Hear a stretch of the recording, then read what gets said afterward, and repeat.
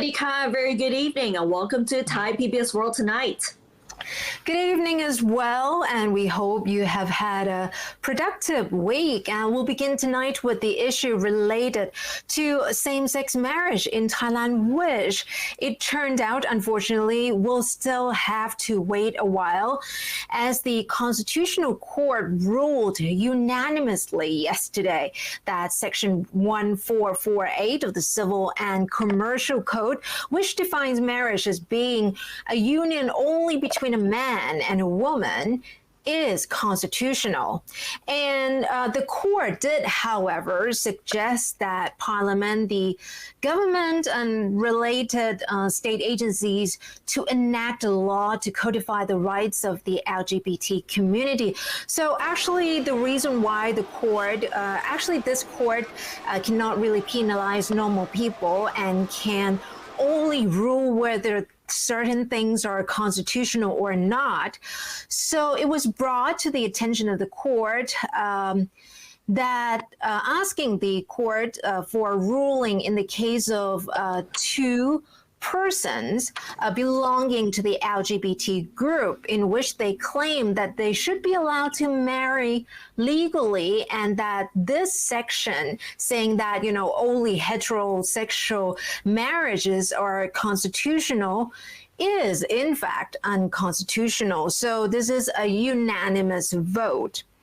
And in a sense, this section states that marriage can only be held between a man and a woman, and also those who are 17 years old, and if the court thinks it is fit, the court can allow marriage between younger couples as well. So even though it's not, you know, saying that LGBT people will not have this, but at least, you know, is a bit of a legal matter where, okay, it is constitutional, but what about other people who are not heterosexual, who also make up quite a number in society as well, and with a growing number, and we really need to think about this as well.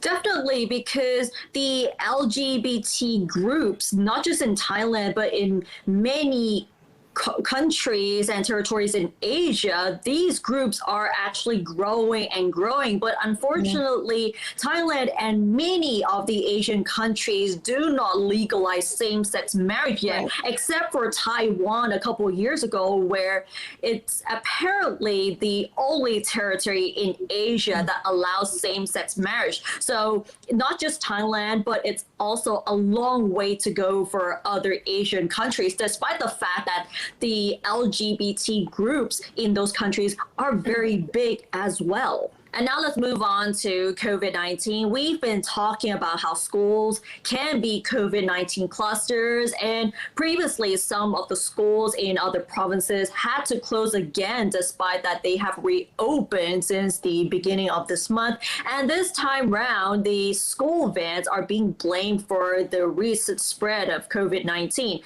And this occurred in Mueang district of Thailand's northeastern province of Ubon Ratchathani, where provincial health officials blame that students from different schools traveling together in school vans is the cause for new COVID-19 infections.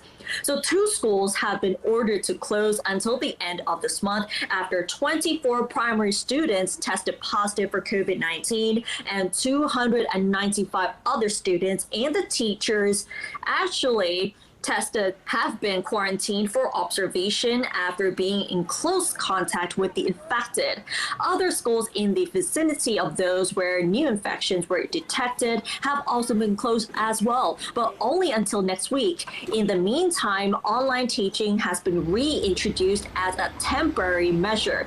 And on Wednesday, the health officials conducted COVID-19 tests using rapid antigen test kits on 367 students at a school. 19 of them tested positive, and officials say that they will take secondary RT-PCR tests for confirmation. Ubon Ratchathani has recorded 20,967 COVID-19 cases since April 1st this year, as well as 168 deaths. and almost 1,000 are still being treated in hospitals in Ubon Ratchathani. Meanwhile, in another northeastern province, Nong Bualampu, 66 students and teachers at a school in Mueang district have been found to be infected with the virus as well, forcing officials from the Disease Control Operations Center to place 159 students and teachers considered as being at high risk in quarantine in a school building for 14 days for observation. And the school has been closed until November 28th and is being disinfected. So we cannot be complacent about this issue at all, although the schools have been reopened, but it's still very possible that the COVID-19 can spread among students. And in school vans, the atmosphere is very cramped to begin with, so we should put these social distancing measures in place for these as well. But sometimes it's quite inevitable as well. Right. Well, this is not the first time we talked about this. We have talked before about certain schools, right? A number of schools all over the country, different parts of the country are actually closing temporarily because of COVID concerns. Just even a few days after the reopening for the new semester for the so-called on-site or physical classes. And so that happened. The reopening was November 1st, the beginning of this month, and we already saw so many schools just, making a U-turn. So even though the numbers are getting lower, the infections, all over the country, but of course, we still have to remain vigilant and careful.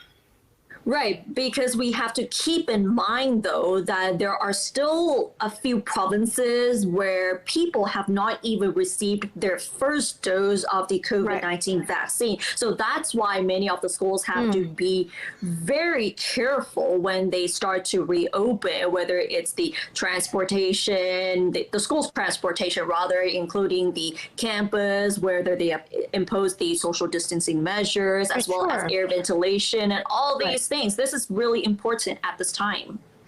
Or, if you can afford it, if you can, and maybe bring your child to school yourself sometimes. I know, of course, it's not, it's easier said than done, but for those who actually can, maybe try to avoid that for a bit and try to go a bit more private if you can. And now let's move on to local elections. So we have talked about a lot of,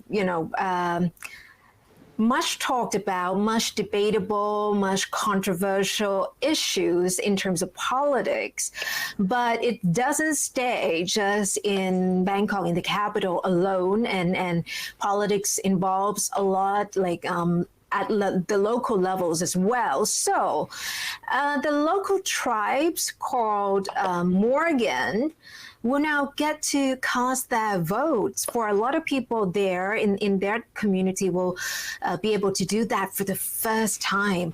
So the indigenous Moken or Morgan tribe, and they are called Sea Gypsies and Sea Nomads as well, living in Thailand's southern provinces, have high hopes that the upcoming Tambon or sub-district administration organization elections would bring about the progress in their communities and the betterment of their livelihoods. And this upcoming election scheduled for November 28th are rather special for them because it will be the first time for many of them, because a new voting station will be set up on the Surin Islands, resulting from new constituency divides, because previously hardly anyone voted because it took them 4 hours to travel by boat to the polling station in different part of the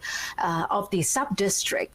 So they are nomadic people in the Andaman Sea, and these people who are eligible, of course, are fully aware that this sub-district elections are there and existing, and they're actually really excited and looking forward to going to the polls.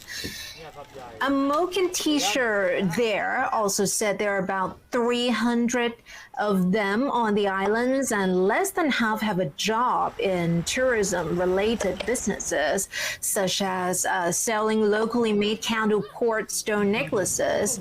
And still, which is a handful of tourists, he said more of his people are now jobless, adding that a number of them do not even have Thai ID cards and are not eligible to receive any state support.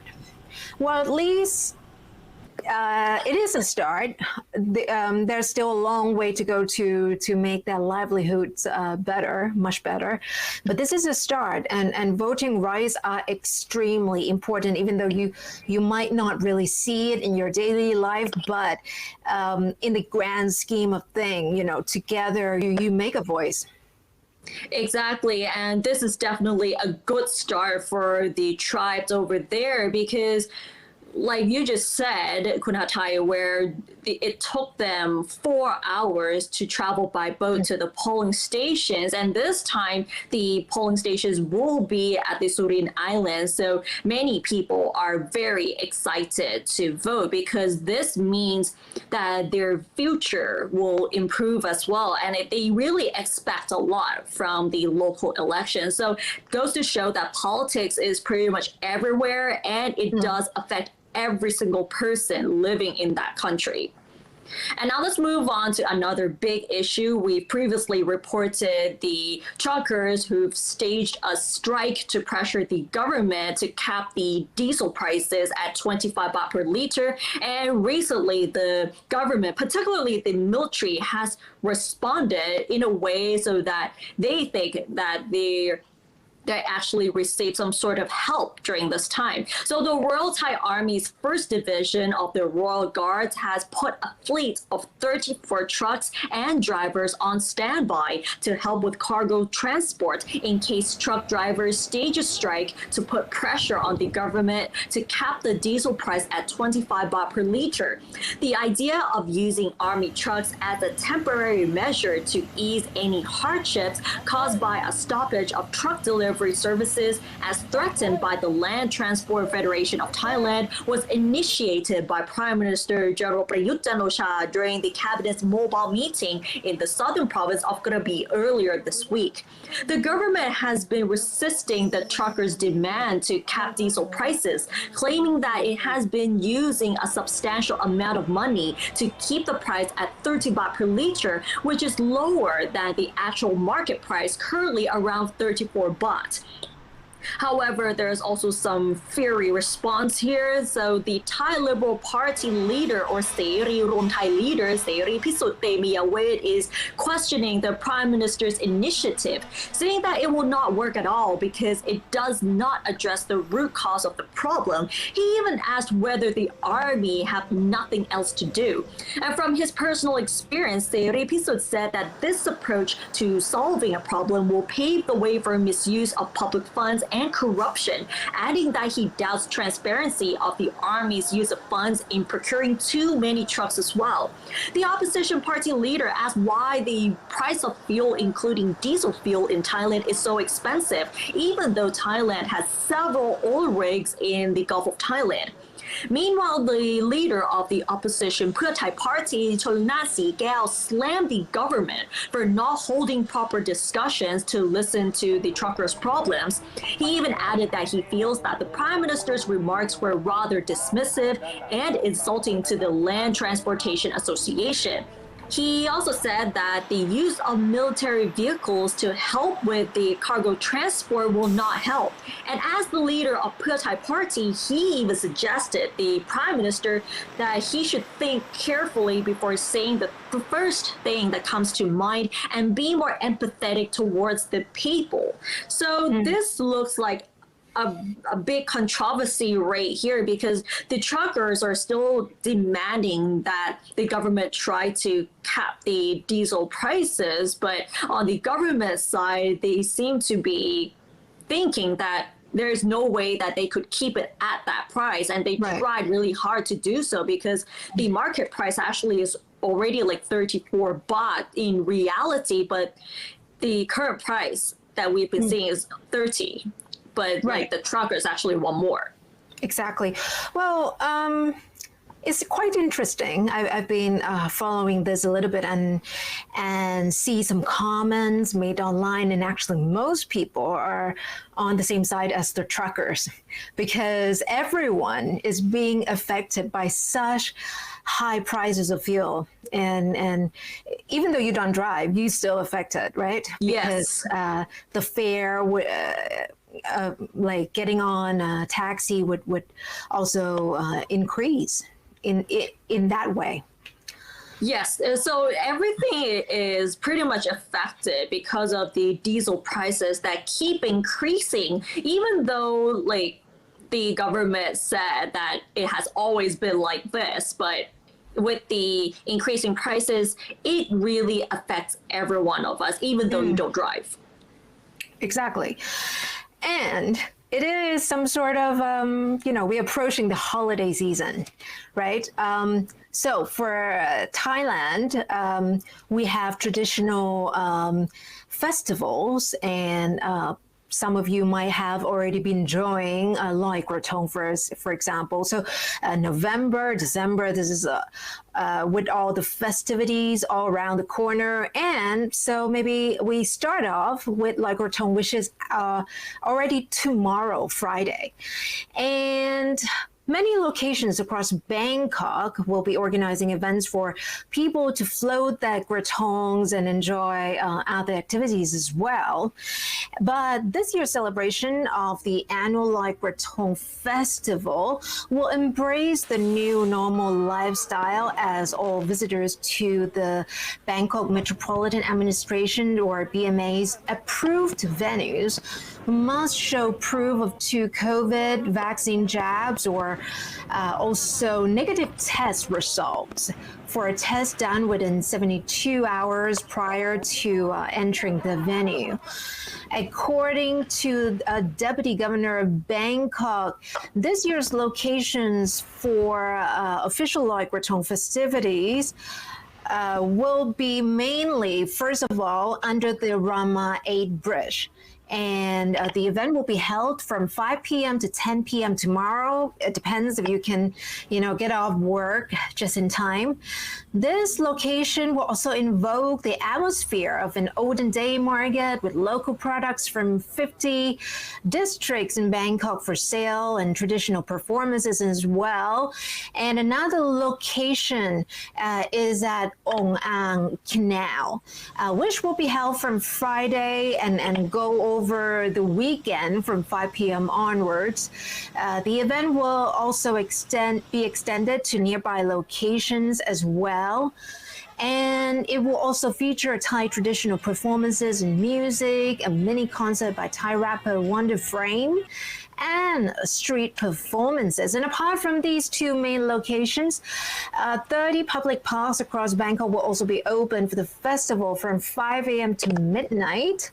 So if you're not up for, big celebrations, you can also go to those parks, one of those parks.